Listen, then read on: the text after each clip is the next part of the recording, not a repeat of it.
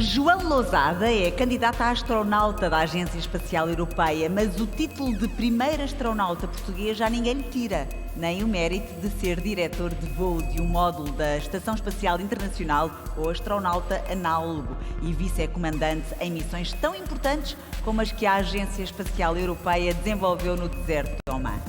João Lousada pode ser ainda o único, mas o objetivo da Agência Espacial Portuguesa é de que esta realidade possa alterar-se nos próximos anos. O objetivo base da Portugal Space é estimular o setor do espaço, criando condições para o desenvolvimento da indústria espacial, quer ao nível das competências, quer ao nível das capacidades.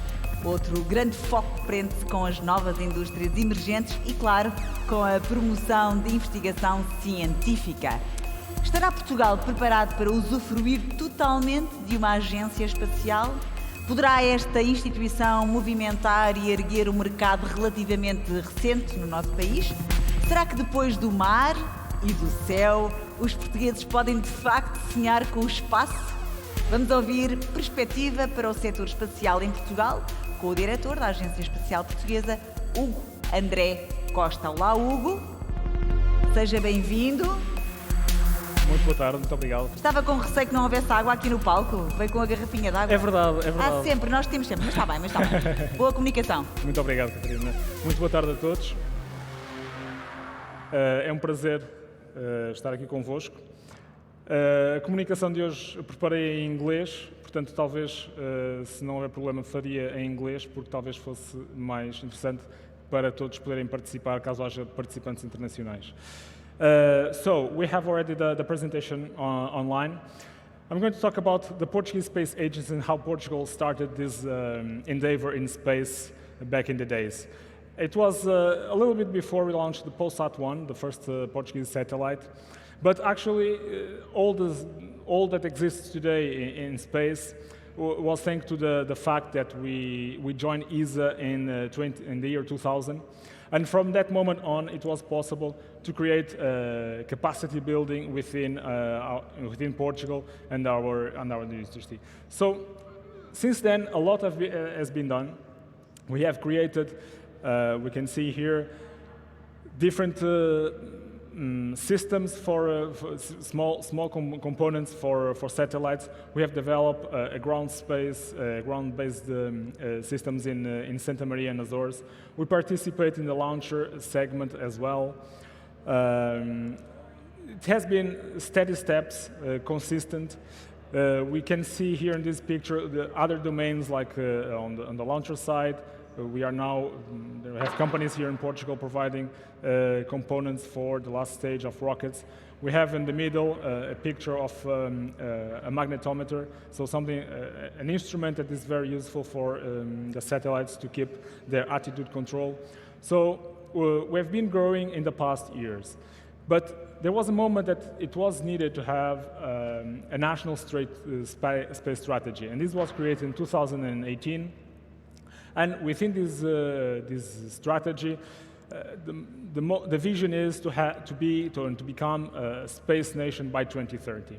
To achieve this, the Portuguese Space Agency was created in 2019, and in the last 2 years, we have a strong team now, around 20 people, working hard every day to establish and to implement the national strategy. And of course, the national strategy looks into the economic growth, increased technology capacity. We use space also in international relations with our counterparts, and also position Portugal in a different way at the political level in Europe and also internationally.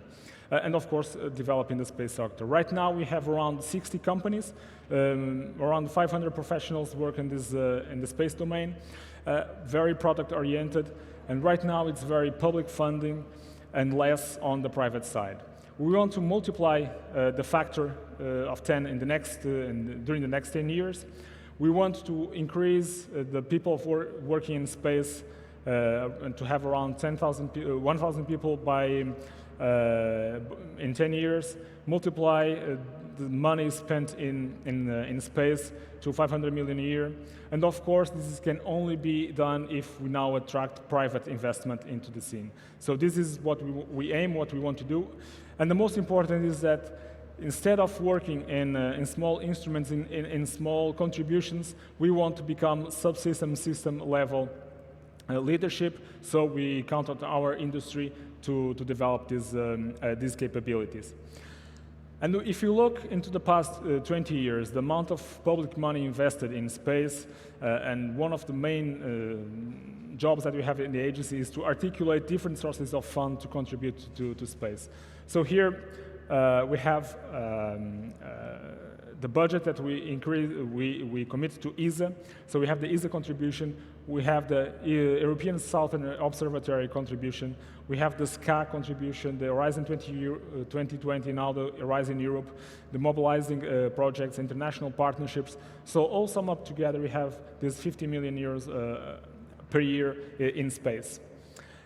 And when you look into what we are doing in the agency and the number of projects that just in 2020 were supported, more than 142 projects, more than 42 companies supported, including labs, ID, and academia, in around 20 million just on the ESA side, and this doesn't include other flagship projects. But having the sources of funds just not by themselves solves the issue. So we need to have programmatic challenges to guide the industry, to guide the academia towards the future. And for this, we have developed the Atlantic Constellation, the digital planet, the Santa Maria space ecosystem, space connectivity, and science and exploration.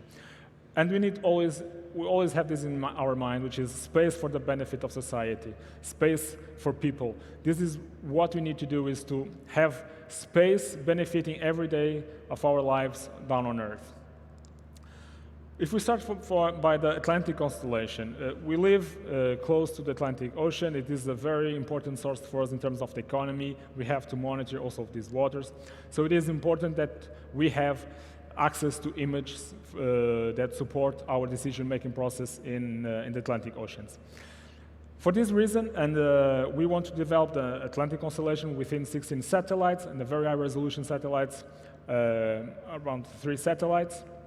And for this, we use InCubed, and we use European Space Agency to start this development. But it was very interesting to see that the industry, taking the fact that they saw this national strategy from the government, from the agency, looking to the future, they came together, and Geosat, it's a young company that was created in Portugal this year, acquired 2 satellites that are already orbiting around the Earth. One on the low resolution, it has a 500-kilometer swath imagery, and one in very high resolution, 75 centimeters. So from this year towards, Portugal has already capability on Earth observation in very high resolution.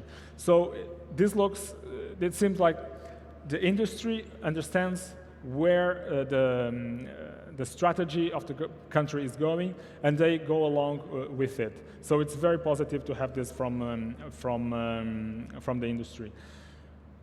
But all of these data, if you now sum up with the data that comes around from other sources, in situ resources or UAVs or other sources of data, you need to have a platform where you can transform this data into information. And this is what we want what we aim with the digital planet. A way that all of these data come together can create services for the public services that the industry can use then to sell services to others, and therefore the digital planet. We want, of course, taking the capability of this constellation with sensors for space connectivity. Perhaps this will be a benefit also to increase the space connectivity. And of course, the Santa Maria space ecosystem. It has started from a long time ago, the creation of the ground segment that we have in Santa Maria, with different sources of antennas, from GNSS, for Earth observation, meteorological satellites. So we want to continue and foster these activities in the ground segment. There is also another element which comes from ESA, which is a space rider, a vehicle that is in fact a laboratory that will be used in space to perform microgravity experiments. And this, you can see it here, is this vehicle over here that will land in Azores. And this will allow the European industry to develop new experiments to be tested in microgravity.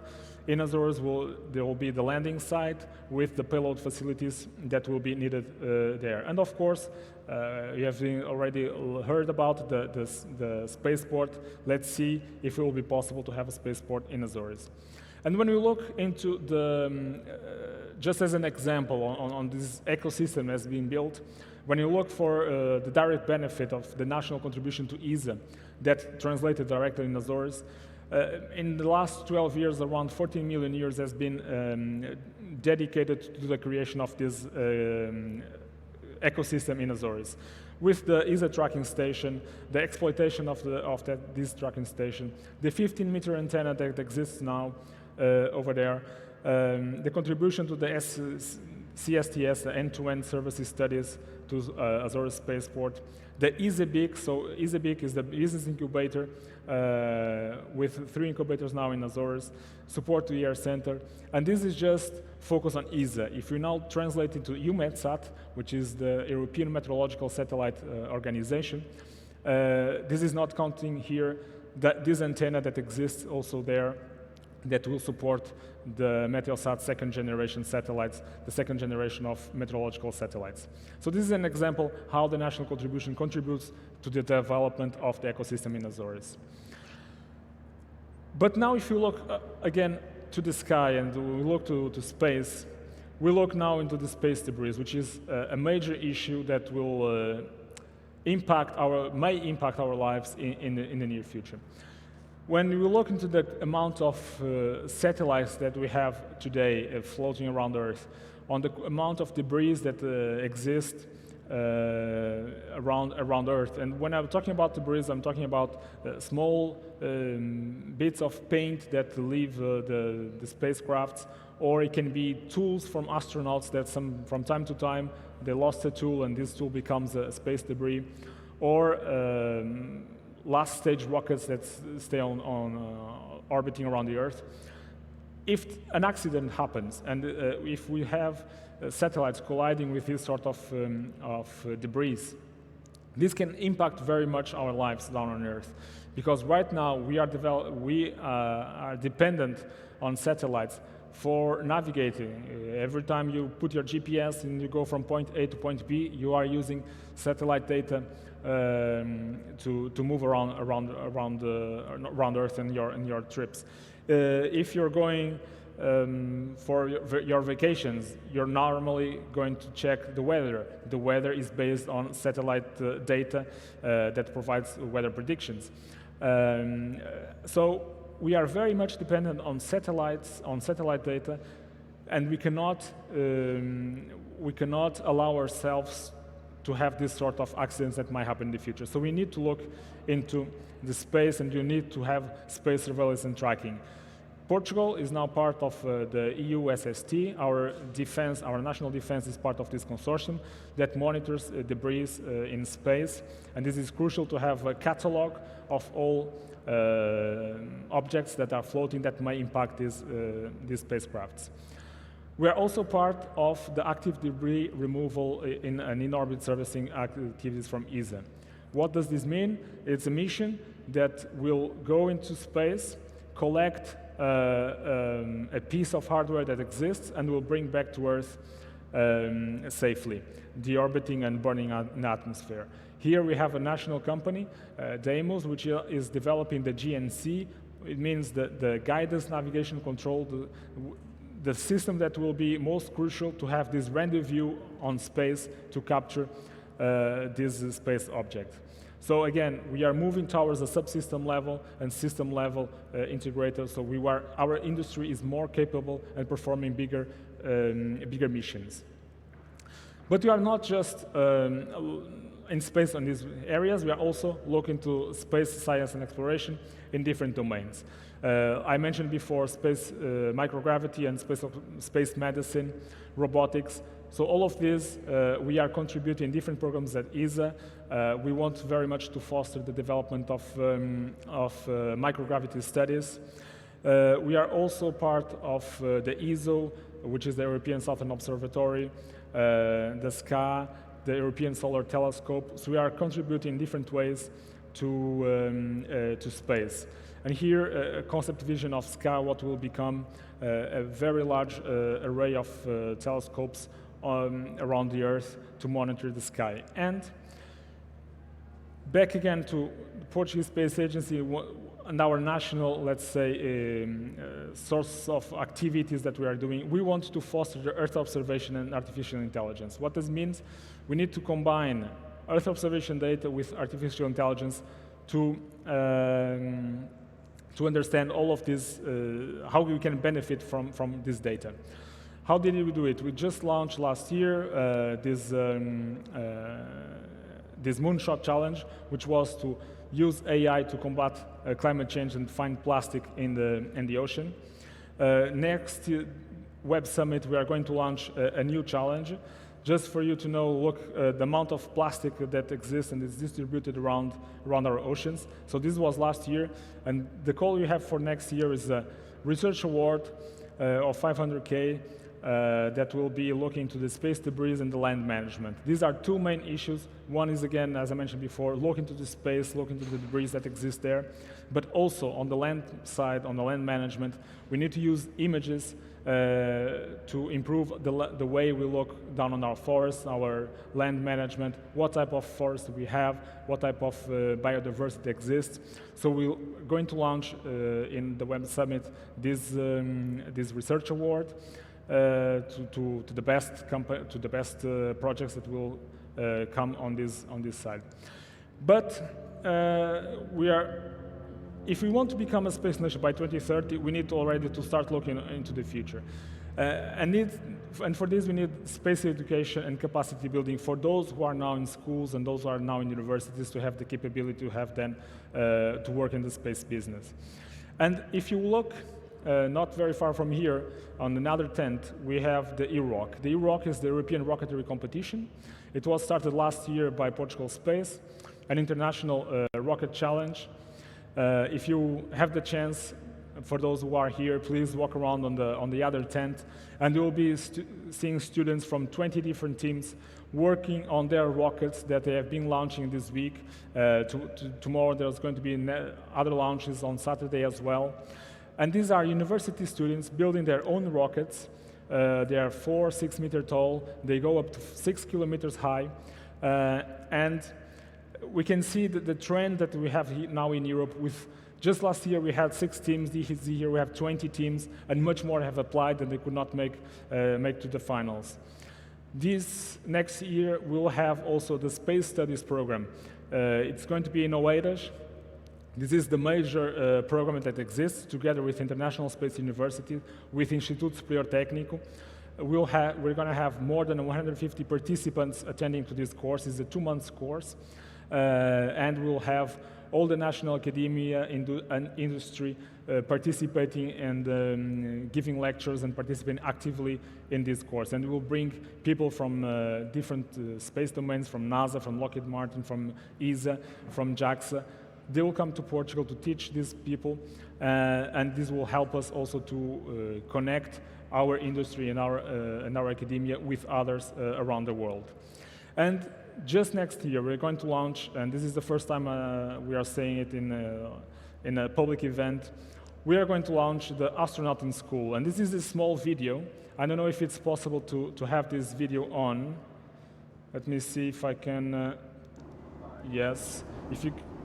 There it is. So what we are going to do is next year we're going to launch a campaign for students between 14 and 17 years old, where they will apply to become the astronaut of their school. They will apply online, they'll go through a certain tests that will be developed, and by the end of next year we're going to have the possibility of 30 students from secondary schools that they will be able to come to this airplane, and this flight will be done in Portugal. and they will experience zero-G and float in zero-G like an astronaut. So we want, this is going to be done together with Ciência Viva, and we want to foster space and STEM, so engineering, mathematics, science, in the young students. And we need to do this first, from one point, to ensure that we'll have these competencies in the future, and we need to work all together to have a strong ecosystem with industry and academia for them then find their jobs in Portugal and work in space from Portugal. And I will leave it here with this video. Thank you very much. I hope you enjoyed this presentation. And again, it's our duty to become a space nation by 2030. And if you want, we are open. Please let us reach us and with your ideas. And thank you very much for your time. Thank you.